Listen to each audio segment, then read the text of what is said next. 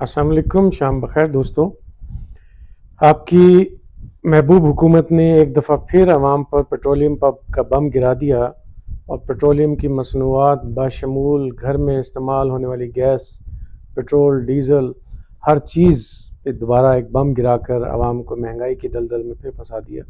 अगरचे अवाम पहले ही महंगाई के दलदल में थी, नहीं निकली थी, ताहम कुछ लोग बहुत सारी खुशफहमियों में थी कि शायद अब उनकी पसंद की हुकूमत आ गई है तो अब शायद जो है वो दूध की नहरें बहेंगी। लेकिन एक चीज़ उसूली तौर पर हम पाकिस्तानियों को अज़बर कर लेनी चाहिए, अपने इदराक में ले आनी चाहिए, नहीं भूलनी चाहिए कि किसी भी पार्टी की हुकूमत होगी पाकिस्तान में, किसी भी धड़े की होगी, सियासी, मजहबी, लिसानी, इस्टेब्लिशमेंट की, कहीं से भी कोई हुकूमत पाकिस्तान में आएगी, उसने IMF का एजेंडा पूरा करना है, आलमी मालियाती इदारों का एजेंडा पूरा करना है।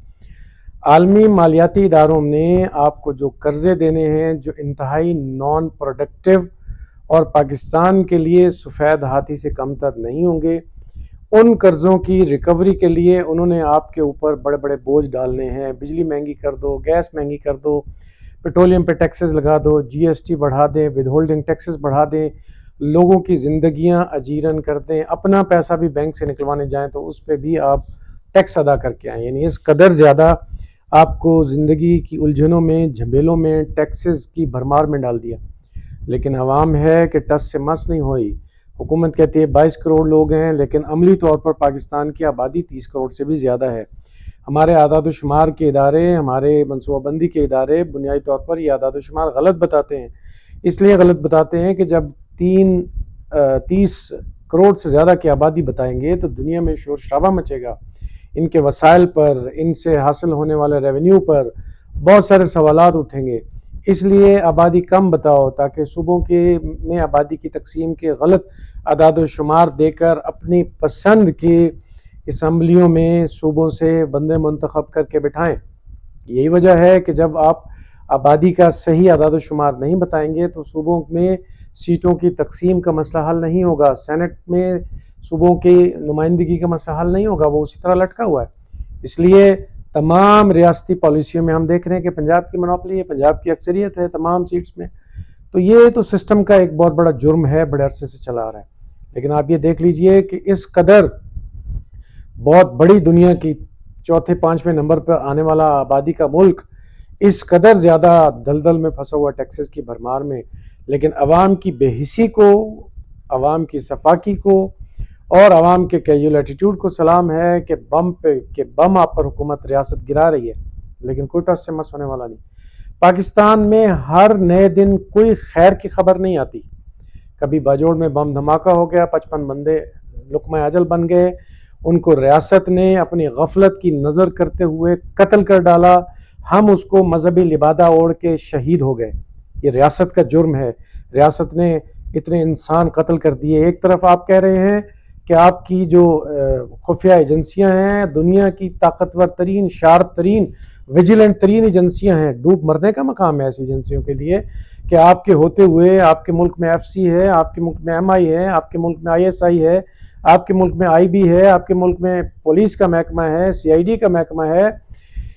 इस कदर ज़्यादा एजेंसियां इस मुल्क में हैं और हमें पता ही नहीं चलता। बड़ी खुश उसलूबी से, बड़े एहसन तरीके से दहशतगर्द आते हैं और इंसानों को कत्ल करके चले जाते हैं। आप उस कत्ल के ऊपर ब्रश फेर के कहते हैं जी शहीद हो गए, जन्नत में चले गए, ताकि अवाम कंसोल हो जाए। किसी दिन पाकिस्तान से कोई खैर की खबर नहीं आएगी। कभी मोटरवे पर पूरी की पूरी बस जिंदा जला दे देती है, इंसानों को लुक़मा अजल बना देती है, कोई उनका पुरसाने हाल नहीं। यानी पूरी दुनिया में कहीं ऐसा निज़ाम नहीं है कि 60 साल पुरानी, 50 साल पुरानी मैन्युफैक्चर हुई पब्लिक ट्रांसपोर्ट में इस्तेमाल हो। जुर्म है दुनिया में। हमारा इंतहाई पड़ोसी मुल्क चीन और ईरान, ये दो ममालिक हैं, 20 साल से ज़्यादा की पुरानी गाड़ी इस्तेमाल नहीं हो सकती पब्लिक ट्रांसपोर्ट में, और हम इस कदर जराइम पेशा कौम है, हमारी मुक़्तदरा मुजरिम है जो 50 साल पुरानी गाड़ियों को भी इस मुल्क में चलने देती है, और वो आए दिन पाकिस्तान के तूल अर्ज़ में लाशें बिछाए चले जा रहे हैं। यानी मरी में परसों कुछ लोग सयाहत के लिए बेचारे आए हुए हैं, एक दंदनाती हुई बस की जद में आकर 4 कारें जो है वो मलिया मेट हो गए, लुकमा अजल बन गए लोग। उनका क्या कसूर है? ये जुर्म किसका है? ट्रांसपोर्टर्स का है या रियासत का है? یعنی کسی دن پاکستان میں کوئی خیر کی خبر آپ کو نہیں ملے گی، اس لیے کہ مجرم اشرافیہ اس ملک میں بیٹھی ہے، جن کو اپنی آف شور کمپنیاں بنانا، جن کو اپنا پروٹوکول انجوائے کرنا، جن کو اپنے لیے دولت کے انبار لگانا، بیرونی دنیاوں میں اپنے جزیرے خریدنا، بیرونی دنیاوں میں اپنے اپارٹمنٹس خریدنا، پراپرٹی بنانا، یہ ان کی فکر ہے، آپ کی فکر نہیں ہے۔